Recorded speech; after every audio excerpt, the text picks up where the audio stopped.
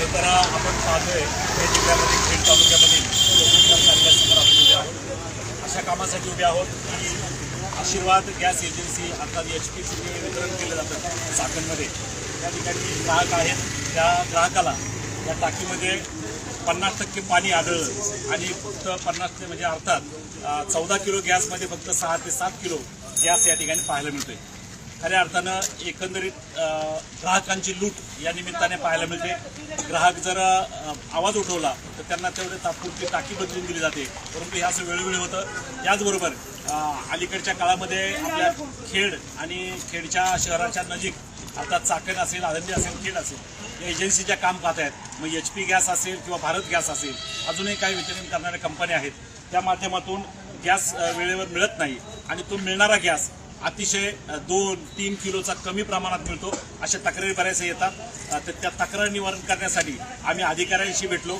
अधिकाऱ्यांना बोललो की या तक्रारीमध्ये निवारण करण्यासाठी तुम्ही काहीतरी कार्यवाही करा. कारवाईमध्ये आमचं मत असं आहे सगळ्या तमाम जनतेचं आणि पत्रकारांचं की तो गॅस ज्यावेळी वितरित केला जातो त्या गॅसमध्ये अर्थात गाडीच्या बाहेर जेव्हा गॅस विकला जातो किंवा दिला जातो त्या ग्राहकाला तिथे वजन काटा असावा. त्या वजन काट्यावरच तो गॅस ठेवावा. त्याचं वजन किती आहे, तुम्हाला किती गॅस दिला गेला आहे, हे सगळं त्याच्यावर लिहिलेलं असतं आणि ग्राहकाने देखील ते पाहावं. त्यामध्ये जर काही बदल असेल तर ती टाकी घेऊ नये. अशा प्रकारचं आव्हान या निमित्ताने आपण या व्हिडिओच्या माध्यमातून करत आहोत.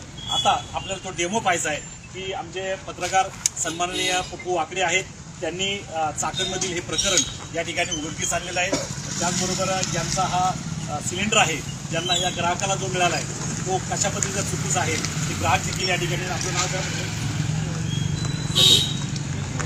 नितीन देवरे या ग्राहकाचं नाव आहे.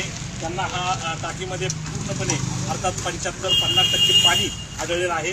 खरं तर अधिकाऱ्यांना विचारलं तर अधिकारी म्हटले पाण्याचा संबंध नसतो त्यामध्ये. म्हणजे काय आहे नेमकी द्रव्य पण काही दिसत नाही. म्हणजे पाणी पूर्णपणे कसं भरलं गेलं हे सगळं आपल्याला आता डेमोद्वारे पाहायला मिळणार आहे. बघूया या ठिकाणी कशा पद्धतीचे पाणी निघतंय आपण पाहूया. तो सिलेंडर उचलून बघा, त्याच्यामध्ये काय प्रकार होते बघा. हे पाहू शकता पूर्णपणे पाणी त्यामध्ये सिलेंडरमध्ये आहे. हा काय प्रकार आहे? पूर्ण पाणी आहे.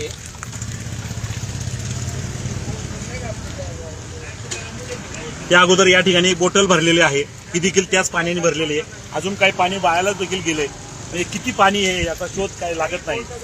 आता प्रत्येक वेळा असं जर घडलं तर ग्राहकांनी घ्यायचं काय? एका बाजूला गगनाला भिडलेली ही महागाई आणि एका बाजूला ग्राहकांची फसवणूक.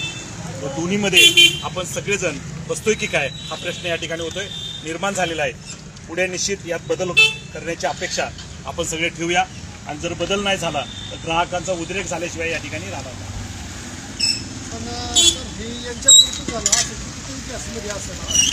पण तोच प्रकार आहे बऱ्याच ठिकाणी आहे. म्हणून प्राथमिक स्वरूपामध्ये आता यांनी जरा निदर्शनात आणून दिलं म्हणून याचा निवाडा आणि असे किती आता तुमच्यासारखे लोक बोलणारे काही शेतकरी सामान्य माणसं आहे की काहीच बोलत नाही याविषयी. चाललंय आज नाही तर माणूस म्हणतो चला झाला असेल बघू पुढच्या. ही चुकीची भावना चुकीची. एकंदरीत आपल्याला क्षणोक्षणी हे जाणवतंय पण पुढे येत नाही असं तुमचं मत आहे.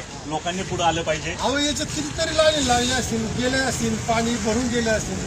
बरोबर, बऱ्याच जणांची फसवणूक झालेली आहे. आता हे जेव्हा संपल काय होईल, कमी जास्त होईल. आता माझं सुद्धा भरून आणला पण त्याचं काय वजन आहे? जड तर भरपूर आहे. जड तर आपलं वजन दिसतंय. दोन प्रकार आहेत. एका बाजूला आपण वजनावर जर गेलो तर त्यामध्ये पाण्याचं वजन आहे का गॅस आहे हा एक प्रश्न. दुसरी गोष्ट ऑलरेडी 14 किलो जो सिलेंडर दिला जातो, गॅस दिला जातो, तो त्यात आहे की नाही. त्यासाठी पुन्हा एकदा विनंती आपण करणार आहोत ग्राहकांना की तो सिलेंडर पूर्णपणे क्षमतेचा वजनाचा आहे का, त्यामध्ये गॅस आहे का, या सगळ्या गोष्टी आपण तपासून पहा तरच आपल्याला हे समजेल. अन्यथा एजन्सीवर किंवा वितरण कंपनीवर विश्वास ठेवू नका, कारण ही आपली फसवणूक निश्चित ठरलेली आहे. ग्रामस्थ देखील बरेचसे आपल्या या ठठिकाणी आहेत, त्यांच्याही भावना या ठिकाणी व्यक्त त्यांनी केलेल्या आहेत की बरेचसे लोक म्हणतात ही फसवणूक होत असेल पण आम्हाला कळत नाही, आम्ही कसं तपासतो. बरोबर आहे.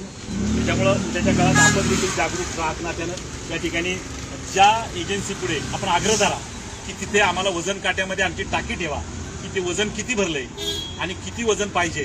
त्या टाकीवर देखील लिहिलं असतं रिकाम्या टाकीचं वजन, भरल्या टाकीचं वजन किती अपेक्षित आहे हे सगळं शोधा, तरच आपली फसवणूक थांबेल, अन्यथा फसवणूक थांबणार नाही. धन्यवाद.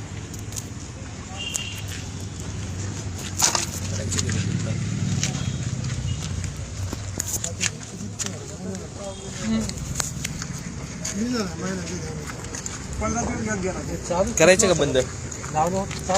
काय करायचं गॅस कमी